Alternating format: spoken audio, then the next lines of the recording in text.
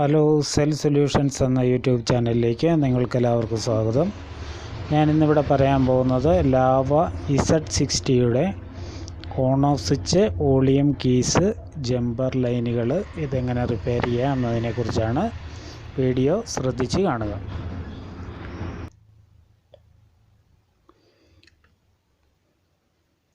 അപ്പോൾ നമുക്ക് വീഡിയോയിലേക്ക് കിടക്കാം. ഇതാണ് കണക്ടർ. അപ്പോൾ ഈ കണക്ടർ നിങ്ങൾ മാറി വെച്ച് നോക്കുക. കണക്ടർ മാറിയിട്ട് റെഡിയാവുന്നില്ലെങ്കിൽ ഇതിൻ്റെ കണ്ടിന്യൂറ്റി എങ്ങനെയാണ് ചെക്ക് ചെയ്യേണ്ടതെന്ന് പറയാം. On off switch, volume 2 key. On off സ്വിച്ചിന് 2 പോളുകളാണുള്ളത്. അതിലൊരു പോള്, പുറത്തെ പോള് നെഗറ്റീവാണ്. അകത്തെ പോള് നേരെ വരുന്നത് ഇവിടെ ഒരു 4 ഡോട്ടുണ്ട്. ആ 4ാമത്തെ ഡോട്ടിലേക്കാണ്. അപ്പം നിങ്ങൾക്ക് ഓൺ ഓഫ് സ്വിച്ചിൻ്റെ കംപ്ലൈൻ്റ് ആണെങ്കിൽ ഒരു പോള് നെഗറ്റീവും ടീസർ ഒരു പോള് നെഗറ്റീവിലും മുട്ടിച്ചേച്ച് ഒരു പോള് 4ാമത്തെ പോയിന്റിലേക്ക് മുട്ടിച്ച് കഴിഞ്ഞാൽ ഫോൺ ഓൺ ആകും. ഇതാണ് നെഗറ്റീവ്. അവിടുന്ന് 4ാമത്തെ പോളിലേക്ക് മുട്ടിച്ച് കഴിഞ്ഞാൽ ഫോൺ ഓൺ ആകുന്നതാണ്. അപ്പോൾ ഇനി വോളിയം മൈനസ് കീയുടെ പറയാം. വോളിയം മൈനസ് കീയുടെ പുറത്തെ കണക്ഷൻ 2ാമത്തെ കണക്ഷനിലേക്കും അകത്തെ കണക്ഷൻ 3ാമത്തെ കണക്ഷനിലേക്കും ആണ് കയറുന്നത്.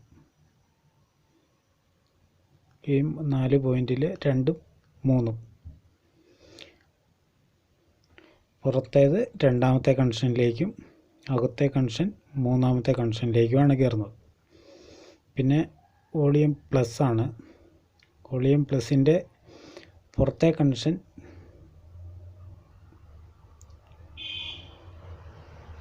നെഗറ്റീവാണ്. അകത്തെ കണക്ഷൻ ഈ 1ാമത്തെ പോയിന്റിലേക്കാണ് കയറുന്നത്.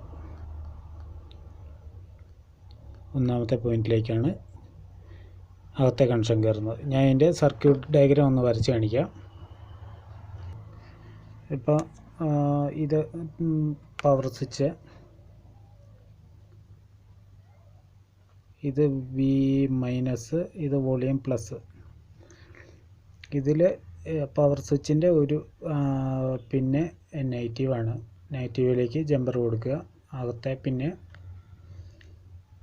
ലാസ്റ്റിലത്തെ പോയിന്റിലേക്കാണ്, ഈ പോയിന്റിലേക്കാണ് അകത്തെ പിന്നെ കയറുന്നത്. പിന്നെ വോളിയം മൈനസിൻ്റെ